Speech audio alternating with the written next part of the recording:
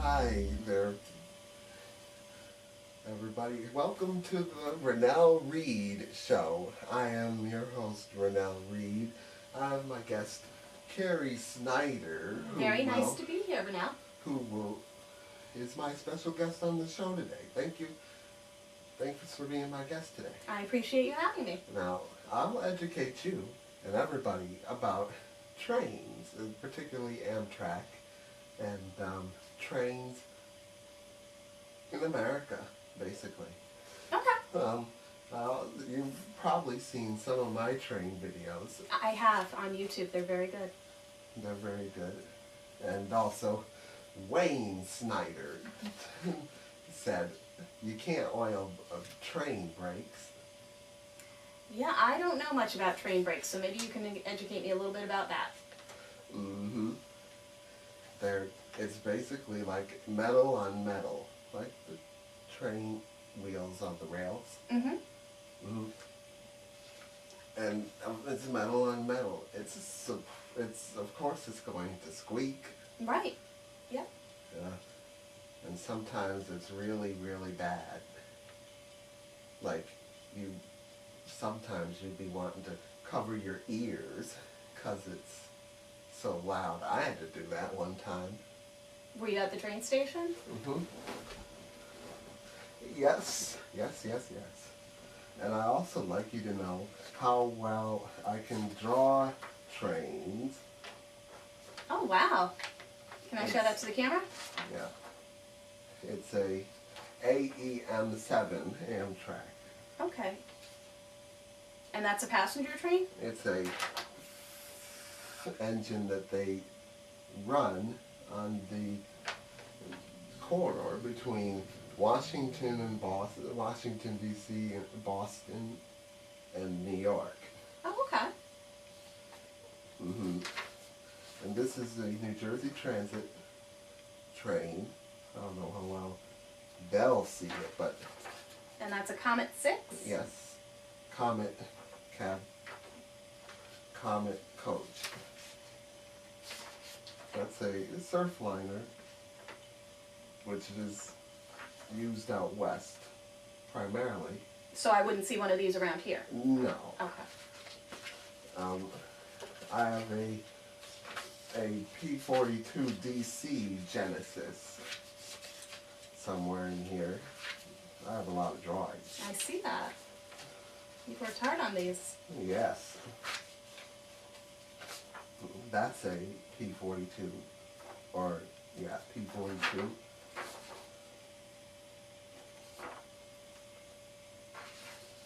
And I like that you did it in color. Yeah. Now, some You might have wanted to know why trains are late so much. That is a good question, because I don't ride trains often, but when I do, they're usually late.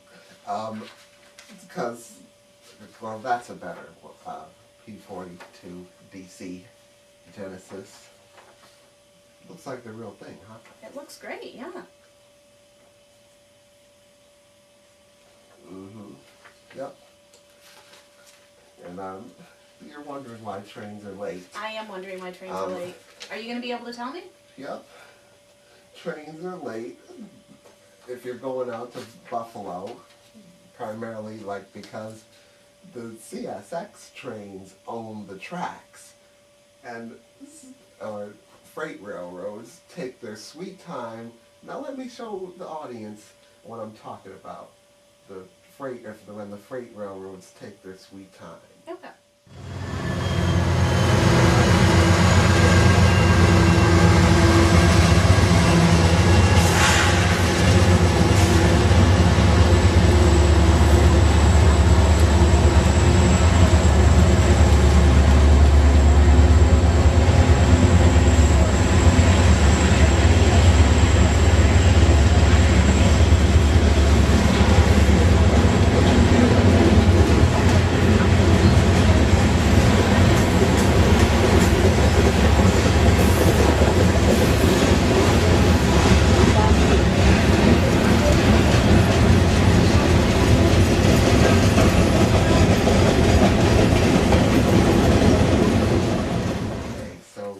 Carrie, remember that?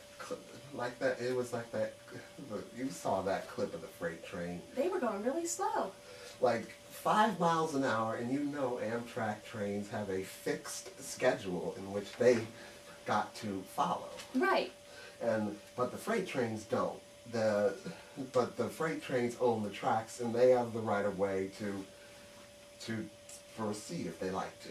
And Amtrak has to wait. So if there's a freight train that's going really, really slow, like you showed us in the clip, the Amtrak train kind of gets stuck behind it and has to wait until... Or go slow behind it. Okay. And also, did I ever mention to you trains look really good in the snow? Yes. And what I thought was kind of funny is one day, like this past winter, or in the wintertime, I shot there was a shot of the Maple Leaf train arriving into Toronto. Mm-hmm.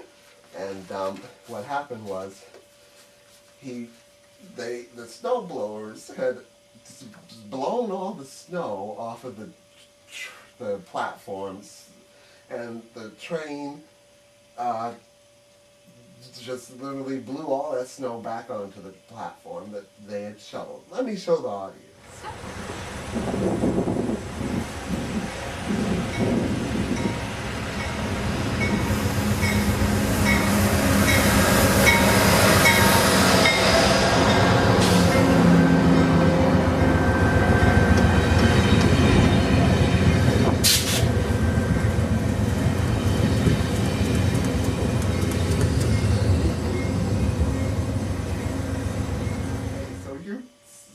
Saw that train clip where the snow was literally pushed back onto the tracks. Mm-hmm. I thought that was funny. That was funny. It's a good thing there was nobody standing there. Or they would have gotten doused with snow. Absolutely. Mm-hmm. And also, trains look really good even when it's not snowing, but in the sunshine as well. I use so many different camera techniques in my videos. I'm sure you've seen them too. I have. Where I look at the train when it goes by, and I pan with it. Turn the camera the other way. I like that because it feels like I'm standing right there and watching the train go by. Uh-huh. And here's the little thing I drew up with the logos, the symbols, rather. This is an old symbol from 1971. This is the newest one they've got. Oh, so they took the red out. Yeah. Huh. I kind of like the red. Mm-hmm. Nice job drawing those. Nice job. And the P32 AC/DM is another engine that Amtrak uses, mainly between New York and Albany, but also for its Empire service, New York to Buffalo, those trains. But the Maple Leaf always switches to a P42 DC, and so does the Adirondack, which also runs New York to Montreal. Oh, okay. I have no idea why, but maybe because they don't need a P32 after Albany or something. I'm not sure. Interesting. Mm-hmm. Yep. But I still like when the train, the Maple Leaf, pushed all the snow onto the platform that the snow blowing people had already snowballed out. So did they have to come back and do it again? Yeah, they were there that day too. Mm-hmm. Yep. Uh-huh.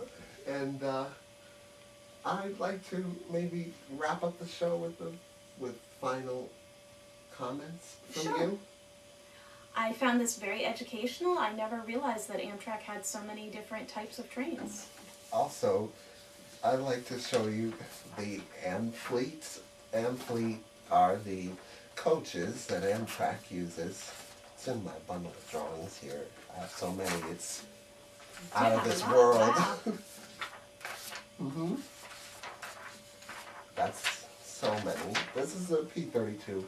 It's of Metro North, but Amtrak has them as well.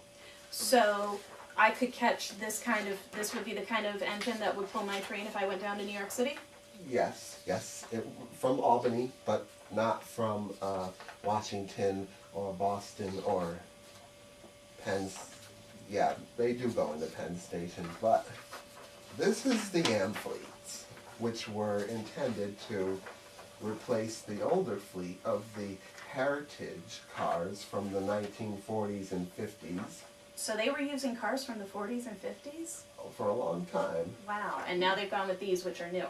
And yep. And I'd like to thank you for coming on our show today. I appreciate you having me. Yep. I'd like to thank everybody for watching as well. I learned a lot. Thank you.